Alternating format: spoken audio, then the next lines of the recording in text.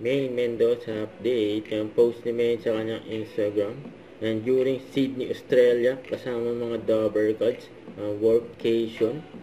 And siyempre, nag-enjoy si May. Mamasyal, kasama yung mga Dover Gods. And bago sila mag-show dyan sa Sydney, Australia. Nakita naman kay May kung gaano nag-enjoy si May. Isa sa mga bucket list ni May yan. Mamasyal. And around the world, syempre. Ayun, ang mga katabi ni May, si Kuya Wally, saka si Direk Pop. May maswerte pang fans. Nakalapit kay May niya, no? And very accommodating si May sa mga fans. Kagaya niyan.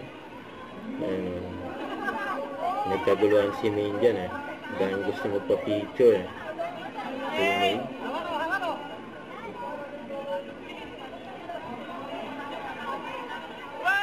Ayan, si May na mismo lumapit. Ayan, no? Ayan, may photographer pa nga si May, no?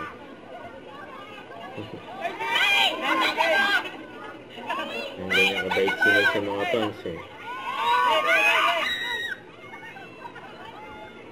Ayan, selfie pa nga,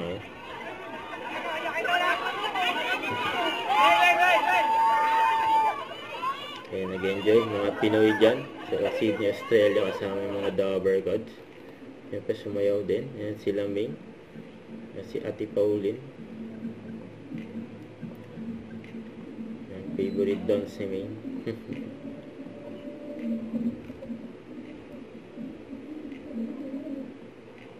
Ayan, mataw sila. Ayan si May, saka si Ate Pauline.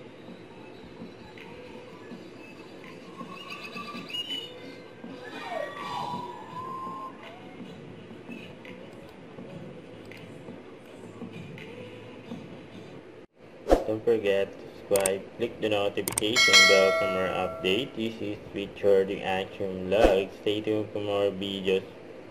See ya.